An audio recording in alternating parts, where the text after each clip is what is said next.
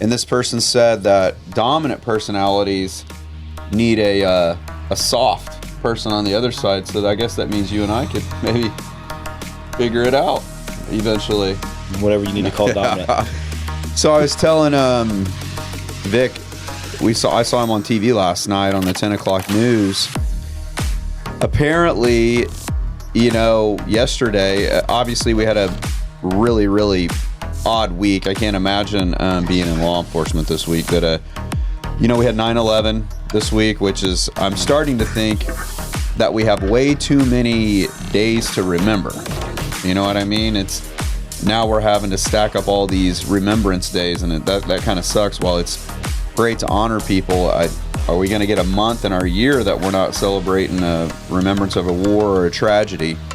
Obviously, we'll have another one to add to the bank this week with Charlie Kirk being killed, basically right in front of everyone's faces, which is horrible because of all the kids that saw it. The technology in our world is cool for a lot of ways, but on days like the other day, technology sucks because kids don't need to see that. Lord, everybody saw it right away. You didn't get a chance to turn your head away. I mean, it was just on every video. And I don't know if you guys remember, just a couple years ago, I mean, Vic, you're not a big social media guy, but 5 to 6 years ago, there would be a warning. A lot of the videos wouldn't be there yet. You'd have to go find the videos. You'd have to go find it on YouTube, or you'd have to search for it. 2 days ago, you didn't have to do that. All you had to do was scroll. Well, there's a young lady, too, when you're looking at this, her life was taken on a bus, and the hardest part, outside of a life being taken, is somebody videoed that, and nobody moved. Right. Like that's just the generation where more people are going to use this than do what's right in any hard scenario. Well, and I want to, as I started, I saw Vic on TV last night, and I kind of wanted to get his reaction from their perspective, as he had made a release yesterday, and I'll let him explain. But essentially what the release was, guys, is that they just weren't going to stand for people celebrating murder like that. And they came out with a statement kind of standing against it, and a lot of, I don't know if you got a lot of fandom, Vic, or a lot of pushback on it, but coming up the stairs, I was kind of saying, from our perspective and our thought process, even when a bad guy is killed by law enforcement, we're not really celebrating that. I'm not happy that someone had to be killed. And don't forget that the law enforcement officer or someone that had to kill them, in line of duty, nobody's celebrating. But 2 days ago, we saw weirdos celebrating someone being killed. Well, how did that go from your perspective, Vic? And what led you, and it was Eccles, right? You guys made a statement kind of against this. Yeah, so, first and foremost, what we've talked about a little bit. You guys were having a little conversation earlier about the images that you saw on social media. And it's unfortunate because what that's indicative of is that we've become desensitized to violence in this country. We really have. And, and then you sprinkle in that we've become also very weak morally, spiritually, and even physically. This individual that shot Charlie Kirk is not a dangerous person. He's not. He's a coward. Cowards are rapists. They assault women. They shoot people from cars. Nothing up close, right? A dangerous person, you don't know they're dangerous until it's time to become dangerous. That's the virtue that we're missing in today's world, especially with men, is that being able to control that, but capable of it when the time is right. Okay. Yeah. And I want to get that across because people have this idea that he shot someone, they're dangerous. No, they're not. They're cowards. He shot him from 200 yards away. On top of that, this statement came out of the fact that, yes, people were celebrating death, but in this particular instance, this was a woman that was a public defender. So she is tasked by the very nature of her job to ensure fairness in the criminal justice system and upholding the constitutional rights of her clients. The irony in that she celebrated the death of Charlie Kirk, who was simply exercising his rights under the First Amendment, right? Free speech. He was murdered for that. So you can't, if you can't see the disturbing, nature of that. Yeah, it's incredible. And I heard somebody last night on the news. I don't know who it was, but let's dial it back for 1 second and look at it from this lens. You can hate somebody, and hate's such a destructive thing. But let's just say that you hate somebody, right? But celebrating their death, that is not normal humanity. Right. So if it's not normal, these people who are celebrating death have something missing, right? Whether it's, again, morally, spiritually, physically. You have something wrong with you if you can celebrate the murder of anybody, quite frankly, because you show a lack of empathy. These people, and again, you can hate somebody, but remember they have a family. And maybe that family is going to be impacted by it. Maybe those kids are going to be impacted. So a normal person's going to go, well, you know what? This guy was a bad guy. The world's probably a better place without him, but I'm not going to go out and say that publicly so that his children or her children and family, who may have nothing to do with what that person was doing, are not going to be impacted by my statements. Right. And when you think about it again from a human standpoint, those images you guys were talking about earlier, guess what? His kids are going to see that one day because it's going to live forever on the internet. So one day, if they haven't already, they're going to see the images of their father bleeding out. What a terrible thing. Yeah, and I mean, to get into how far our society has fallen in the way of just simple character and integrity and the way that we carry ourselves, is that would take all the rest of our lives to discuss. But last night in a cigar room, there was a statement that came out that that you were going to be on the news and what had happened with you guys, and someone in the room said, why are these guys getting involved in making a statement just because someone has an opinion about it? Well, first of all, to your point, that person's an idiot, because I immediately thought, well, if this is a public defender, that's why. Their job is to never say anything. And so the way I read it is that you guys were just essentially holding someone that has a title, someone that's in position to protect anyone given to them to the best of their ability, whether innocent or guilty. They're in the system. They're there to support and protect them. To be making statements like that about anybody is unbelievable. And I would agree with that, Vic, even if what this person said yesterday was about a guilty person. You're not supposed to speak publicly in that position about anyone's guilt or innocence, and so I immediately thought that. So to your point, you're exactly right, and I'm glad that people can say something, because tomorrow someone may be sitting in a courtroom and that person is their support. That sucks, because that person clearly doesn't need to be doing that job. Well, I'll say this. It's scary that somebody's in that position, in that occupation, and they're that mentally deranged. They're outwardly speaking and showing everybody that they have mental incapacities or mental issues at the moment, but they're holding a position. And that's what's been going rampant on social too. These people that their first reaction is to celebrate or losing their jobs, because they're showing they're shining a bad light on their employer, but two, they're showing their employer they're mentally incapable. That is a sick thing. That's what. Yeah. Well, they're just showing like a bad character, and it's like the employer, as the person who is paying the bills and stuff like that, is going, why would I want a toxic character in my, like, on my team or in my company, or like, shining back to me? Like, why would I want toxicity to be here? So like, see ya. Like, Vic made a really good point. Ron came and talked to us last night. Was a sergeant in the military, but he talked about biblical manhood.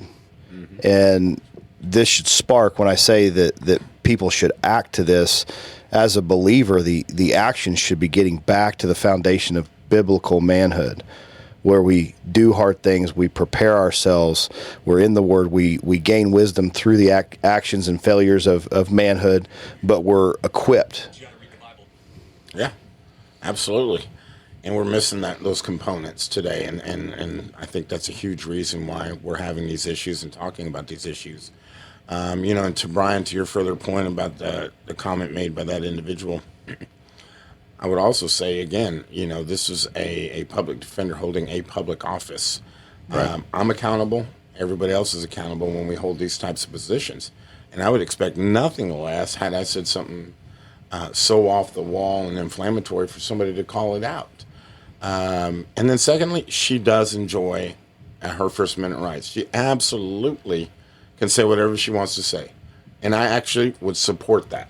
So anybody who has said she shouldn't have said that, no, I don't support that. You have a freedom of speech, and you can say whatever you want in this country. My point is that if you're going to say it and you're going to post it, then don't pull it down when you feel a little bit of heat. Stand by your convictions. Yeah. Right? If you truly believe that, then keep it up. Well, and don't be afraid of someone, a peer, in this case, somewhat, kind of a peer. You're not directly connected in the same ways, but you are somewhat of a peer, meaning you are held to that same level of character and integrity as something public like that comes out. You can think whatever you want, but I don't know that we're necessarily wanting to hear what our elected officials have to say personally about something, because when that happens, we're going to now start to think of your comment you made as it applies to something that could happen to us. Mm-hmm. And now I'm like, okay, well, man, Vic feels so strongly about that. Am I going to be treated fairly? Now I think we've got a skew in our system to where we're going into it not feeling like it's going to be a fair system. So I think that's why sometimes people in those positions on a situation like this, it's best just to remain silent in some ways until, one, at least let this thing get figured out. Mm-hmm. You know what I mean? Mm-hmm. Making comments about such a thing like this before we even know who did it, what happened, why, just seems very emotional to me. They're just now getting this guy into custody. There's so much information to get before people should just be spewing out all the things they have to say. So that was kind of what bothered me about it, is I thought that's a very emotional response to just to even be speaking out already. I needed a couple of days and still probably processing the fact that we're living in a country to where somebody who absolutely didn't even really do anything wrong was murdered in front of everyone. This wasn't, I had shared a video with Kellen yesterday, and it was a member of the LGBTQ community actually standing against it, which I respected. When I saw that video, this guy on here who's very well known for speaking a totally different thought process than what Charlie would have spoken, was saying, why did this guy get killed? For speaking truth? For making you think about just true things? And I kind of respected that, because they would have had differing views. One conviction poured out of that individual. Yeah. They're like, he spoke reality. And one of the things about this life being taken was he opened up communication to everybody. He didn't have a standard. He wanted to talk to every single person, and that was the stance. And it was a powerful piece of communication, because for that person, what it did was disrupt the way that person makes money, all the gimmicky stuff. It was a real thing, because it was life and death. Right. And that person's words rang through, which it should for most. But I think speed to media, social media, how fast can people get stuff out? I mean, there was I saw a lot of videos, and then I just got off of social, of politicians with microphones in their face being asked disgusting questions, so that the media outlets could use this murder as a profit. Yeah, absolutely. And national media has gone down the tubes. I no longer even recognize him, personally speaking, because of the hatred that they perpetuate, the lies, the misinformation, and it's all in the name of clicks, and making money. And that's, and the same goes for social media. For me personally, I don't get on there very much, because I think it's the land of cowards. Everybody says, what they want, because they're doing it from the safety of a keyboard and some dark room in their parents' house. It means nothing. And half the time it's probably robots anyway. So we just got to get back to the basic principles of respect, humanity, I think that's what the country's lost. Really, is humanity. Yeah, It's like we've lost this humanity in like valuing other people's lives, and not just Charlie Kirk, but like what about the kids in the school that got shot the same day? Like, and like we got to start valuing lives, because at the end of the day, what matters more than lives? Yeah. Like, well, and that's what I'm thoughts, hoping. actions, whatever, don't matter any more than lives. That's what I'm hoping. One, that parents see from this for their kids to be alert and get them off of all this tech. Yeah. I mean, we have our Band of Brothers men's ministry, and there's some heavy hearts, and I prayed over all the guys, and one of the things I said is I was like, I'd like all of us to get together and make a commitment to step away from all these platforms for a week and quit accidentally seeing tragedy after tragedy, because you become numb. Right, the more you see something, and there's a lot of counseling for your guys and you available when you guys have to walk through a homicide. That's when you talk about taking a life and then people rejoicing, it's so deep. People that viewed that live or even on there may have to have counseling because of what they've seen. It's that amount of dark. Well, I want to shift gears a little bit. I definitely wanted to pay a little of attention. Due to the following that's grown here, I wanted to pay attention to what's happened this week, show a little bit of respect to it, also kind of break down a little bit our thought process on it. But, we have got people listening and on and commenting now. I wanted to remind everybody, if you watch us on YouTube, it's free to click subscribe. We would appreciate you doing that. It doesn't cost you anything, as well as any of the platforms that you catch our podcast on, which I like iTunes. Tiffany likes Spotify, and other people like iHeart. No matter what platform you're on, it's really easy to subscribe, and it doesn't cost you anything. It's free to do that. It helps us, is what I'm told. It helps us to have, people to subscribe, also to leave us reviews on those platforms. I never would have thought a couple of weeks ago, Kellen, that I would even have to remember to do that, but now other people that I know that have large platforms are messaging me saying, hey, don't forget to tell people to subscribe. It's too big now. You need people to subscribe, because once they subscribe, it automatically gives us, a little bit of juice. And so if you don't have anything to say, make fun of Brian's jeans. They still don't cover his ankles. It's only because they cover as much of my ankles as Kellen's do. Too, but yeah. Everyone's so mad about my awesome jeans. Kellen's are farther, but it's fine. We got this special cord here, by the way, so that we could hear Kellen. So while we're talking about jeans, that's why we have the cord. Some of us don't have to talk loud. Yeah. So thanks you for subscribing. Thank you for watching. And I wanted to kind of shift gears a little bit and talk a little bit about, a personal story with you, Vic. I don't know if you saw it too. I wanted to comment. Man, my voice is weird today, speaking of how awesome it is.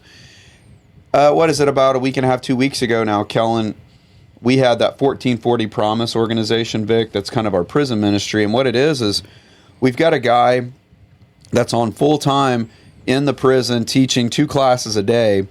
And what happens is these guys have to interview and apply and go through a process to make this class, which has become a pretty big deal there. Other guys Very wanting to much get so. in now because they're hearing about it in the lunchroom and in the different areas of the prison. And so it's doing its job.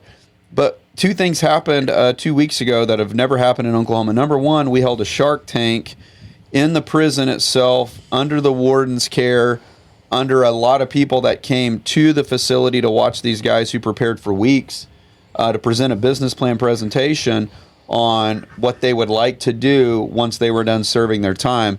Number two, a sitting governor came to the prison to see 21 guys present business plans to be judged and graded on by other business people and authority figures into the room. There was probably 80 people in the room potentially. Yeah, there's 24 business executives that run businesses.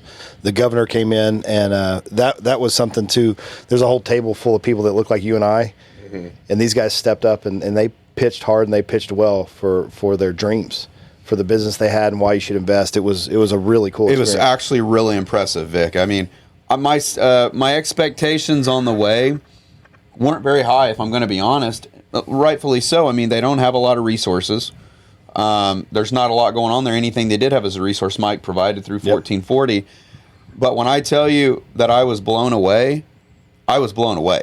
I thought this is no different than any legitimate room I would sit in for Shark Tank presentations, in a business school at the college, which I've done multiple times at ORU, or in a room where someone's trying to pitch a business. So I was impressed. I just thought it was cool to watch the inmates present to people on the other side of the table that might be a little more in your position, Vic, that had something to do with putting them there.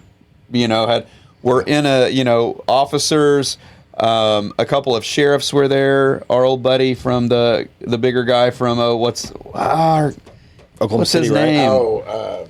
He's a sheriff too. Tim. Tim Turner. Tim Turner. He was there. It was awesome. It was a good group because I just sat there for a minute, Kellen, watching, and I'm like, every one of these guys did something, and then a bunch of these guys were hunting them. Mm-hmm. But we were able to sit down in that room for 2 hours, so I thought it was special. I thought it'd be cool to tell you about it. And Kevin enjoyed it too. He thought this was a great use of my time. He even got, what I loved, Vic, is the inmates set the tone. Mm-hmm. So they walked in there, they prayed. They did the pledge to the flag, and they looked at him and said, I am grateful for this today, this today, this today, and today I will be. And so Stick gets done and listens to the 5 top pitches, and he's 5 feet in front of them, and they slayed, which is intimidating, right? You've got double the amount of executives out there. Now the governor's staring you in the eye, and Kevin runs a business, a very successful business. So it's not just a politician in their eyes, right? And he came to see them, so they're nervous. They looked right at him and said, now tell us what you're grateful for and tell us who you are today. And called him out, and he did, and it was incredible. So awesome. I was going to say, Vic, I've been knowing you now. I was thinking about it last night as I was kind of trying to figure out how I wanted this to go a little bit for a long time. And I've heard you speak at a good number of events. And I remember you speaking during your first campaign for sheriff. And it was great. It was good. A guy, running for sheriff, you wanted people to know who you were, what you've done, where you've been, kind of draw some attention to the experience that you would have had in law enforcement, which was applicable. And I remembered that moment, but then I compared it to a moment that we had a few months ago when you were speaking at a lunch that was going on. And the difference in the guy that I was listening to, it wasn't wrong or right. It was just different. And I think it had a lot to do with an experience you've had this last year and a half with your health. And I wanted to kind of hear from your perspective, because a lot of times public officials don't talk a lot about their personal beliefs or how they live their lives or faith-based things, but you're not really that kind of guy. I mean, you don't have an issue talking about the issues and what's going on, but if there's a place where it also compares to what your faith would be, you don't hide that. I want to hear a little bit from you. You dealt with cancer this last couple of years, but something was different about your presentation a few months ago, and I don't know if you even remember it, but you were speaking at a TCB, I think, and you were more talking to, and you were comparing it to your growing up period, your mom, and your health, into where you felt like your faith kind of played a part in this journey you had, and it wasn't like you ever didn't have faith, but a switch flipped while you were going through it. Something lit up. Tell me a little bit about that, because I can tell you that I've said this to multiple people. You're different too, and not I'm saying a bad or good. There's just something different about you, your presentation, the presence that you have. Something I can feel. Tell us a little bit about this cancer journey that you had. Yeah, well, to completely understand it, you kind of got to take a couple steps before the cancer. So I grew up in a tough environment. Split home, parents were divorced, all kinds of things going on, and early on, both my parents were had us going to church on Sundays, and were very faithful people in the Catholic religion. And I just remember growing up that my mom would say, especially during tough times, and there was a lot of them, but saying that, hey, if you can't hear, God is always with you. If you can't hear him, it's because you're not listening, right? And so that always kind of stuck with me throughout my life. And so as I got to, when I found out that I had cancer, it was like, you can't describe it unless you've been there. Right. It was like somebody just came up and punched me right in the gut, and I couldn't breathe, and because I was at a loss for the first time ever, and didn't know what to do, and it was like, wow, when I found out how serious it was going to be, it was like, first of all, like probably anybody else has gone through, it was like, well, why me? What did I do? Because I had just turned 50 a year before, yeah. And I felt pretty good, I was like, man, I'm 50, I'm still in pretty good shape. And I was like, this is going to be a good decade. My 40s were terrible. I gained all kinds of weight, got lazy, blah, blah, blah. And so 50, I was like, I'm going to turn it around this decade, and I felt good about it. And then I get this cancer diagnosis, and that went out the window quick. So this particular cancer had gone into my lymph nodes, my throat. And so the doc said, look, obviously I was like, am I going to die? And he's like, well, you have about 60-40 chance, and 60 yes, 40 no. So that was like, wow, And then on top of that, he informs me that the treatment I was going to go through was extremely difficult, one of the tougher ones, because it included daily radiation and chemotherapy. So, I buckled down and was like, look, as a family, because of course it impacted my wife, my children. Right. And thank goodness my children were pretty much grown, and were able to handle it. But, so I said, hey, I'm a tough guy. I'm gonna get through this thing, right? And so I began my treatment, and about the third weekend, it was like, oh my God. I just, again, unless you've gone through, it's hard to describe to somebody, but the best way I can do it is I've never thought you could get that sick without dying. Mm-hmm. It was just like, I am done. And so this one particular morning, my wife was driving me. I had to be there every day at 6 a.m. for radiation. And so, like I said, by the third week, I was walking like a 90-year-old man. It was just, and then chemo had kicked in, and that stuff is just horrific. You often hear people who have survived cancer saying, hey, if I got it again, would you go through that treatment? And they're like, no. And I used to go, what are you talking about? Why would you not go through the treatment and try and survive? Right. I always had this judgmental deal until I went through it, and I will never go through that again. Mm-hmm. It's that bad. But that aside, so this one particular morning, I was feeling really, really sick, throwing up, but we had to get there, so my wife's driving me there, and I'm hunched over and shaking and everything else. And so we get there, and I walk into the room where I'm supposed to get my radiation, and they tell me that the machine is down, and it's going to be about 2 hours. Well, that was like a breaking point for me. I just became so frigging angry, right? Because I had to stay there. So I come out, and I take a seat, and then I put my head down and my elbows on my knees, and I don't want to talk to anyone. I mean, it was like, leave me alone, because I'm getting ready to tell God that I'm no longer a believer. Like, I went down that dark hole. Let me tell you something real quick. If you've ever been down that dark hole, and most people haven't, because it really takes a tragedy or something really bad for you to go down it. Scariest place I've ever been to. It was, seriously, it was cold, it was weird, but it was a place where I was literally telling God, I've given you my faith my entire life, and then you do this to me. I said, I served you as a police officer. I've done all these things for you, and you do this to me? I said, well, then we're done. I said, I don't want anything to do with you anymore. And as I'm going through this, I hear this voice saying, Sheriff? And I look up, and it's this elderly gentleman, and I'm like, yeah, can I help you? And he's like, no, I saw you from across the way and just wanted to come over and tell you, I'm a fan and great job you're doing. I said, thank you. And dismissed him. I literally was like, go. And I put my head back down. Then I hear, Sheriff, are you here for cancer? And now I'm pissed again. And I look up and I said, yeah, I'm here for cancer. And he says, so am I, and so's my son. I hadn't seen his son there. And I looked and I'm like, oh my God, because his son looked terrible. In fact, he ultimately died.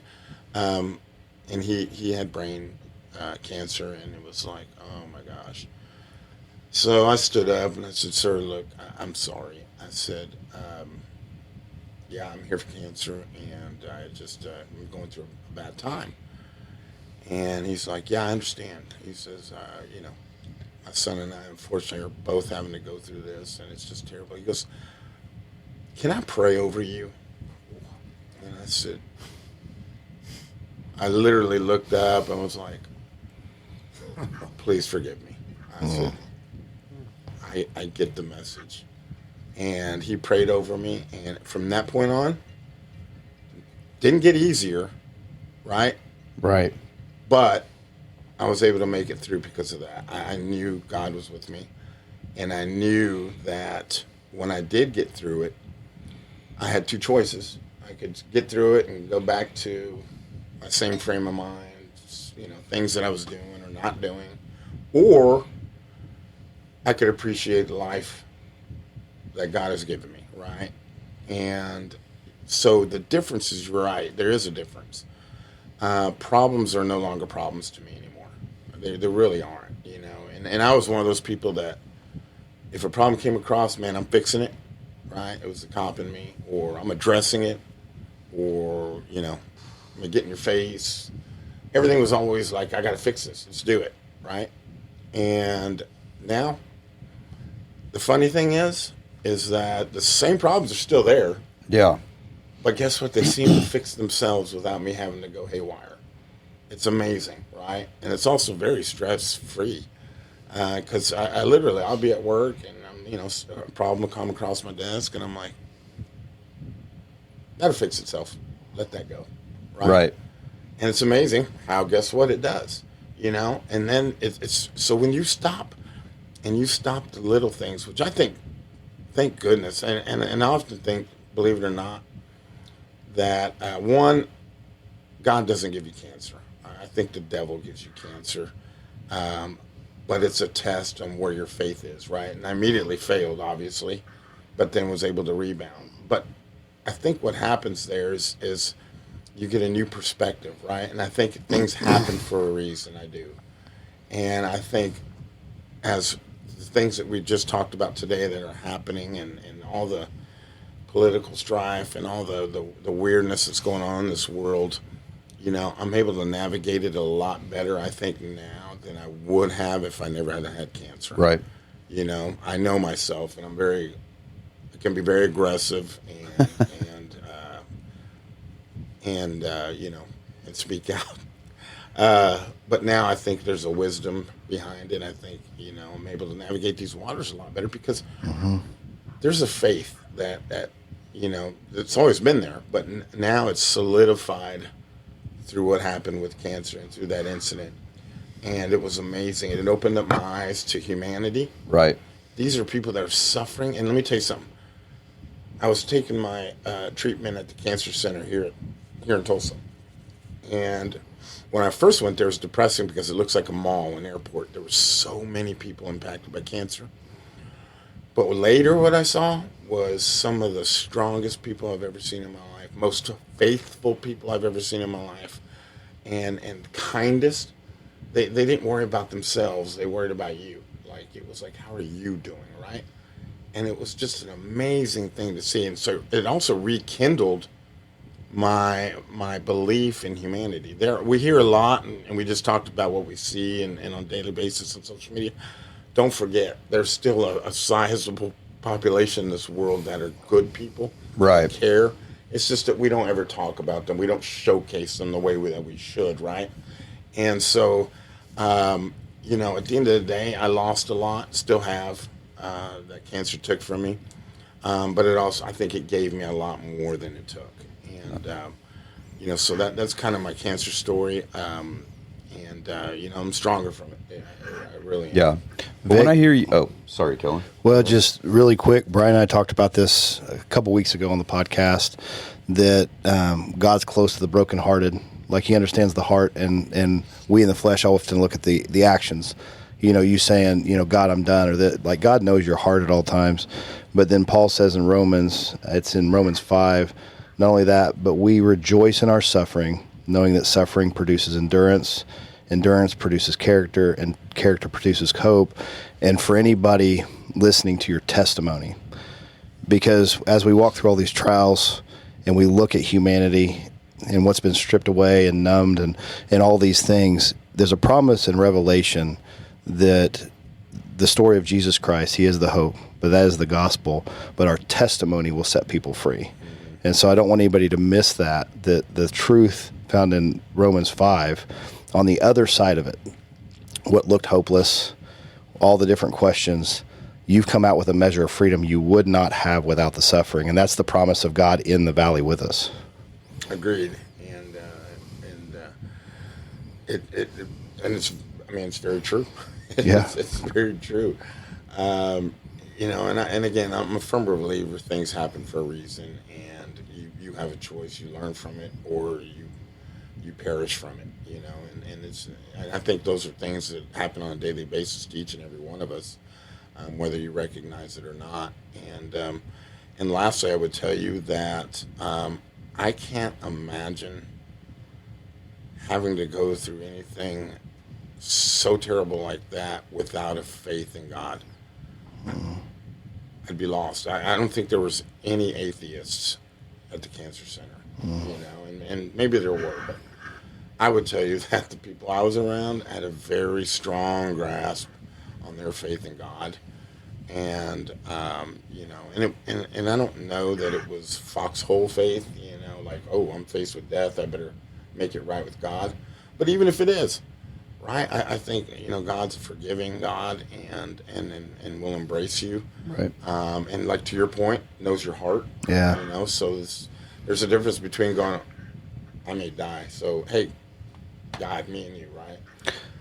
And a difference of, I see you now. Yeah. And I embrace you. Well, there's something revealing about tragedy in our lives that causes nearly anyone and everyone to at least consider what that God thing is, or that faith thing is their grandma used to talk about. It's very interesting. And like you just said, who cares if that's the thing, if that's the turning point? When I hear you say you don't have to be a fixer anymore, Vic, you don't have to take care of everything. What I hear actually is like this giving up of control. You can't control everything, which takes a pretty heavy dose of humility to then say, I've got to depend on something else to handle this, which is a kind of a shining light on a faith beginning to increase, a faith beginning to show you that there is something real about it. Kellen, when I think about that, I think about the faith like a mustard seed.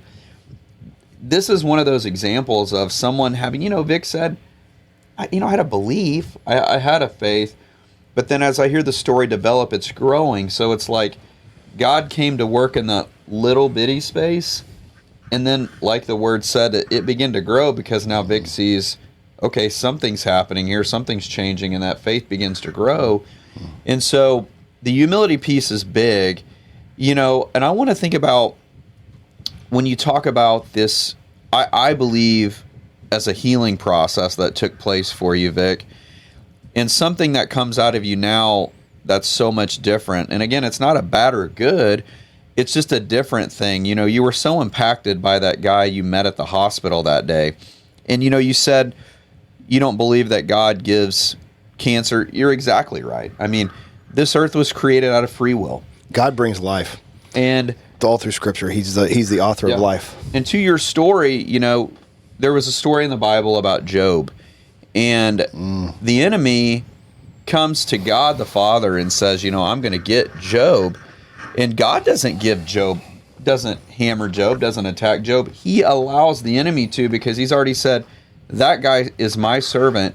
No matter what you do to him, he will not change. Well, take everything. And what a big topic for you. Most people don't know how to read Job. I don't think I do. I just keep doing it. Well, hey, It's gonna click. no, I got clarity on this. Let me allow this to be said. Without tragedy, sometimes we can't get out of our own way. We are so prideful and so self-absorbed that we make no room for God. And any room for God throws our plans off track. There is no atheist. There really is no atheist when you see a tragedy, because you won't find one. It's just our inability to not do those things. Now in Job, much as you're being used right now, Sheriff, everything about Scripture is about God. And in Job served a mighty purpose because he did exactly what you did. In the lowest moment, he cried out to God.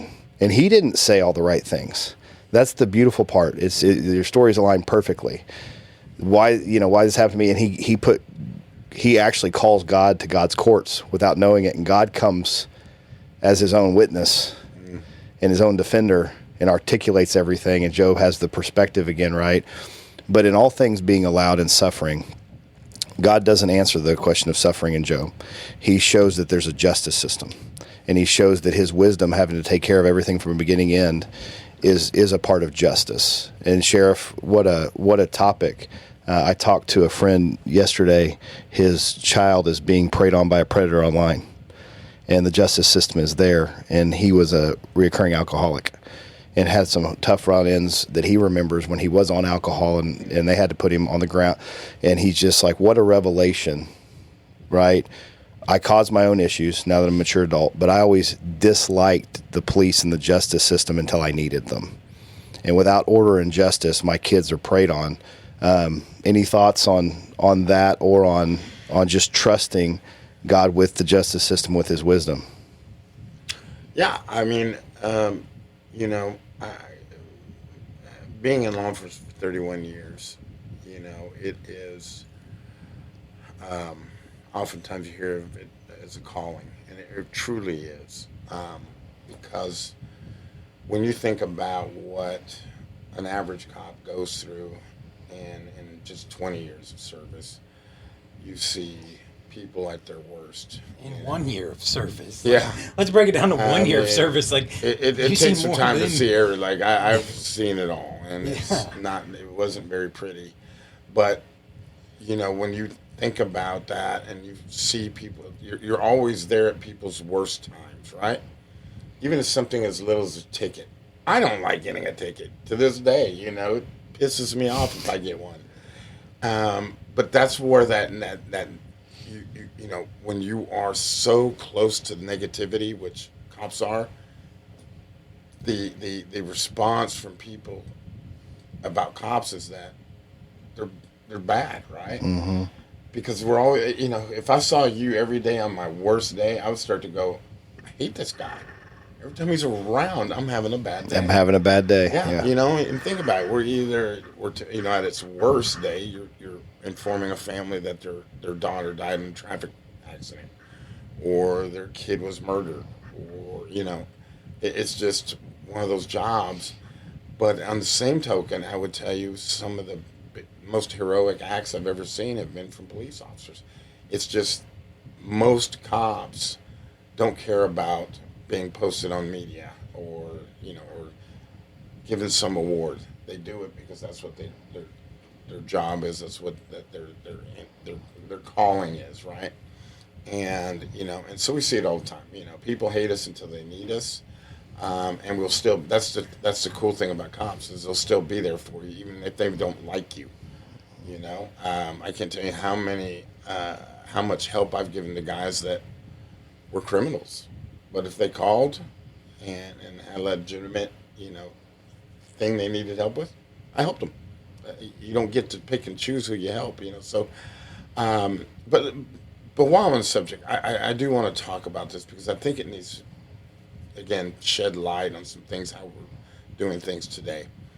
So, yesterday was 9/11, and there's a restaurant here, and I won't name it, that decided in honor of 9/11 to give first responders free food. So you go there and go eat, right? And so I love the place, and I decided to go eat there. And as I'm talking to the owner, we're talking about the incident with Charlie Kirk and how the world has gone upside down and just having that kind of conversation. And he's like, yeah, you wouldn't believe how much hatred I get for just giving free food to officers or to first responders on 9/11 and veterans on Veterans Day. I'm like, what? I said, why? And he said, man, it's all over the board. It's like, well, why do you do it to cops and nobody else? Entitlement. Yeah, it's like, why? Instead of going, oh, that's cool, And he's like, yeah. He goes, when I first started doing it, I couldn't believe, some of the comments. Now, I get flooded with them. He goes, of hatred. And he goes on social media, and he's like, it's the strangest thing because you guys you're there when we need you, and it's, first of all, as a business owner, I'm going to lose thousands of dollars today because firemen are going to come here, cops, everybody. He goes, but it's my way of saying thank you. It's my business. I can do that. Right. And he goes, I do it on Veterans Day. Veterans Day, if you're a veteran, you come in, you eat free. And he goes, and I get hatred on that day too. So it's just the oddest thing, and I think that again, it also has to do with the time period we're in. But yeah, we see negativity all the time. We're living in this world, Vic, to where people are having an identity crisis over not even understanding what an identity is. When we were talking about Charlie a little bit, and he was having this discussion with someone, and because he always opened the conversation, and what he was trying to help this person understand is, I'm asking you a question about the identity you've taken on, and just tell me what that is. And so they just kept answering with no answer. So Charlie said, well, let me give you an example. Let's say I'm a conservative. I believe in small government. I believe in strong borders. I believe in fiscal responsibility. So if you asked me, why do I say I'm that? That's why. That's what that is. So tell me what you are. What is this identity? And this person just looked at him and said, I don't know. That right there encapsulated the big problem that we have right now is we have people landing in groups of identities that they don't even know what it is. It's just been promoted to them somewhere online or at school or in some other place to say, hey, if you don't fit into that, you fit into this. And so it feels good to be accepted. But then all of a sudden we have people being accepted into these identity groups to where it's not a real thing. It was this pretend thing that was created by somebody to make someone feel included. And where I think we've got to get better in our society is helping people from a very young age understand that, hey, everybody fits in this human identity. You're here. You're welcome. Everybody fits into You're loved. You're accepted. Yeah. You don't have to go create some costume identity to fit somewhere when you can't even express what that is. Because what's happening when these imposter identities are created, then that same leader is then teaching their convictions that are based upon traumas and things that have happened in their life to young people, and then they're getting very passionate about destructive things. Yeah, I don't think anybody wants to hear this, but social media has made, and it really is, it's the media too, but social media has allowed people that are very brilliant to weaponize that group stuff. And so they've created a false reality that people have bought into so long, and they live in that bubble and they live in self. And it's not, they have to take ownership at some point, but it's not exactly their fault. You need to understand, if you look back, and that's one of the things Charlie Kirk was trying to bring light to with these difficult conversations, and having every conversation was always for that person, is that you've been indoctrinated. And it's not reality. Because if we shut social media completely off and put everybody back together physically, none of this would exist. Because the hate would be driven out really, really quick, and people would adapt. Because ultimately, like in anywhere, you want to be accepted.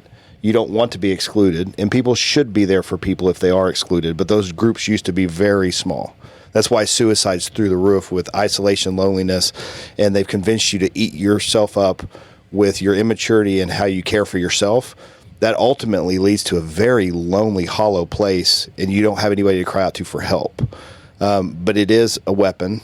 It is very, very dangerous, and we need to instill in our kids as well just actual face-to-face interaction and equip them with communication, with discipline, with hard work again. If they don't have those things, they will continue to have undisciplined areas where they can be preyed on by people that want to prey on youth to get them to grow up and create more programs. Because they do, and everybody can kind of agree on this. If we quit labeling it and we quit pointing fingers, there are ultimately people out there that want power and wealth. And they are using you as a product to get there. And that's the truth of all of it. And Well- Vic, I had a question before we jump off here, if you have a minute. Going through cancer, you said it kind of restored humanity to you. How did that make you a better dad, a better leader, a better friend? How did it all around impact you? But like, we talk to a lot of dads on this show. We talk to a lot of leaders on this show. Like, how did that make you a better going forward leader, dad, friend, husband, everything like that? Yeah, all of that was renewed because of a renewal in the idea that humanity, by and large, is actually good, that they do care about their neighbor, that they, have morals, that they would come and help you at a moment's notice. Because, again, going back to 31 years of being in law enforcement, it's very easy because we also see the bad side of humanity that most people don't see, pedophilia, murders, suicides, all these things. And then you start to feel like, God, humanity has lost their mind. Kind of like what we're talking about right now, right?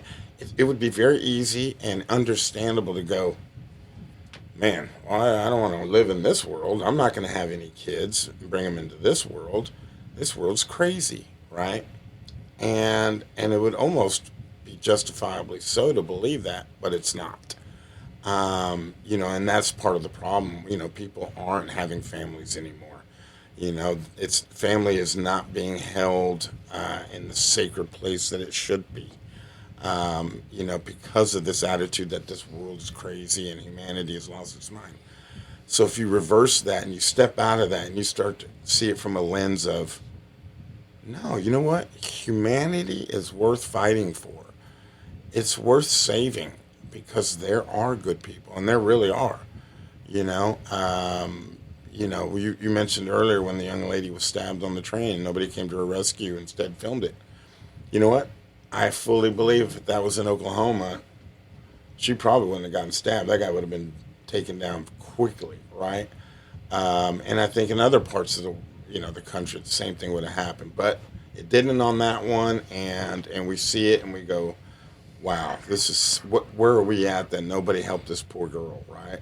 Well, I think that's an anomaly. I think that 9 times out of 10, and I want to believe it, and I do believe it, that somebody would have assisted her. So when you change that outlook, right, to a more positive one, it takes that weight off your shoulder. It takes that anger away, right? And then you start to go, okay, it is worth fighting for. So now I have a renewed sense of mission to do my best in my world and do what I can control to make sure that justice is served, that people are treated accordingly, that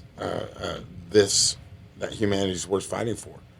And so that's really what it did, and then in turn, I tell my kids the same way because, my kids are older now, but they're still young, and they'll see stuff on social media and they're like, oh my God, I hate these people. I'm like, no, you don't hate them.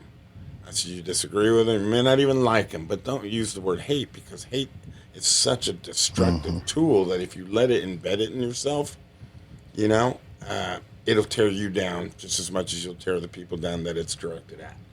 And so I got rid of that. You know, those were things like that having having the change from cancer. So That's beautiful. It sounds like, I wanted to ask on what he said. It sounds like in your darkest moment when you were talking at God, he spoke through somebody for you. And it sounds like, and I can't imagine this. I've had in Vic, this is just a man thing. Like when you are disciplined physically, I've had shoulder stuff and I've had my knee blown. Like when you don't feel like the complete you, it's hard mentally. So I can't imagine being to the point where it's hard to walk from A to B. So you're in a place where you're physically incapable. And what you're saying again, people showing up to serve you and serve your family helped free you from that outlook. Yeah. I mean, when you step back and look at it, this was a complete stranger, never met him, never seen him, and somehow spots me from across the hall. Like I don't even know, to this day, don't know where he was at when he saw me or how he identified me as the sheriff because, you know, really this is what I look like. This is what I was doing right here. So how he identified me is, wow. You know, so that's what I'm saying. It was immediately when he said, "Can I pray over you?" I was like, I get the message. This is the angel. This is I'm the angel listening that's to walking you. among Yeah. us. And my mom's words, you know, I hadn't been listening to because I was wrapped up in, I'm in pain right now and I'm throwing up and I'm sick and I could die. Right? And what this did was, I wasn't listening, but when he quickly sent this gentleman over with his son, I knew, I'm like, okay, I'm listening now, you know, and from that point on, like I said, it didn't become easier, but it became bearable. It gave me a sense of, look, perfect way to put it, it gave me a sense of no matter what happens, I'm going to be okay. Really, I wasn't, and the thing is I don't fear death, I really don't. But I feared not having seen my kids grow and for sure walk my daughters down. That's what I feared, right? And but even that, I knew I was like, if I don't make it, I know my kids love me. I know I did. If there's anything I did great in this world, it was be a father to my kids. You know, because I got a lot of faults. There's no doubt. I'm not here to tell anybody that I'm this perfect person. I am not. I am telling you, my sin bucket is probably way more than my do good bucket. But, you know, I knew that my kids would remember me and we would, you know, we would always have each other regardless. So, but to answer, you know, that's what it did. Awesome. Yeah. Kind of reminds me of the Martin Luther King quote where he says, "Darkness cannot drive out darkness. Only light can do that. Hate can't drive out hate. Only love can do that. Hatred paralyzes life and love releases it. Hatred confuses life. Love harmonizes it. Hatred darkens life. Love illuminates it." And I've decided to stick to love because hate's too great of a burden to bear. And I'm like, it really that is. was like, It's the enemy. Like such It bogs you down. It's like such a cold place. You were in that cold place, and like you had an angel walking among us to come and say, "Come back to the warm place. Like, come over here where it's nice." And the thing is that, you know, I will tell you that, and I mentioned it earlier, I grew up in a pretty tough environment. And for the longest time, I blame my parents. I'm like, you know, if you could have just stayed together, you know, we wouldn't be where we're at. Or, you know, I pretty much placed the blame on for everything. And even my actions. And later, it wasn't until later in life that I was like, you know, I forgive you. I can't, because it was like a pit for the longest time. And I'm like, quit blaming them, you know, because, you know, they had their own issues to deal with and their own lives that brought them to where they were at. And finally that day, I'll never forget, because it literally was like taking a squat rack, you know, you're squatting 400 pounds and it's like re-racking it and you're like, whew. And since then, man, we all have a great relationship. It doesn't erase a lot of things, but it's okay. Yeah. You know what I mean? You quit That's carrying what forgiveness does. Yeah. You Whereas quit carrying it hatred, around every day. Yeah. Man, I could not. That's why I'll be honest with you. A lot of these people that you see are so full of hate to the point where they can celebrate a murder.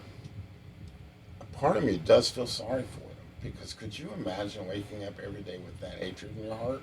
I really couldn't. It would wear me down. Yeah. And it's just like, wow, man. Find some. I pray that these people will find somebody will come up to them and go, "Can I pray over you?" And it'll have the impact that it did on me. That's what I pray for. Well, while we kind of tie this down, Vic, I want to point out, when I hear about your story and your testimony of sorts, is the way my mind goes on it is, so we understand from the word that, God didn't give you cancer. There is debate on, in theology and whatnot around, did he allow it? The story of Job kind of points to the idea that, God can allow things to happen, but he tells us he's going to be there with us. And so what I kind of see that comes out of your story is, it seems and potentially that you could have been under a test in that, you're good, in that little kind of part of your journey. But what I see that happened there is that God actually, as you went through this test and you were able to lean on him and have him walk through that, with you, that what it turns into is a platform to where he says, Vic, now it's this time in your life to where you've gained all this influence, you have all this responsibility, you're in a position of leadership with lots and lots of people, that I want you to take what you've had as a job for this part of your life, and I want to turn this into a platform. I want this to be a thing to where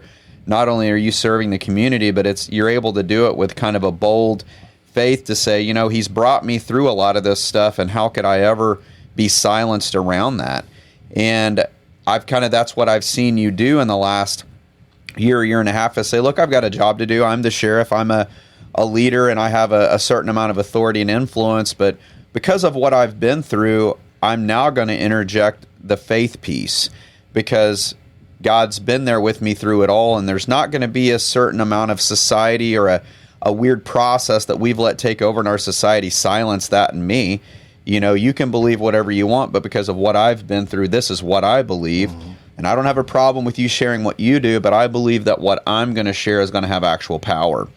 And when we read the Word, God actually tells us in the Word, his name has power. The things that have happened and the sacrifice that Jesus made on the cross actually has power to speak those words. We've seen it in people being healed. And I personally believe that when you're sharing your message, while a lot of times it may be some kind of a civic message or some kind of I just got to be a leader today message, that power comes out in your convictions now through that platform.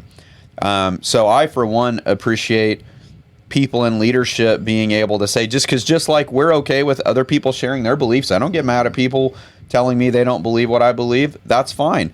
What I have to then stand on is, if I'm going to do what God's asked me to do, that hopefully somewhere along the way, because he controls it, is that some kind of power in the words that I use with them that aren't a debate, they're not an argument, they're not from hate, it's just from understanding that if I believe in him, I've got to allow that belief system to say whatever power he wants to put into those words will happen. 100%. And other times we're called with that, just like Vic, you did so well, is, it's one thing to just make a statement at somebody. It's another thing to share part of your life.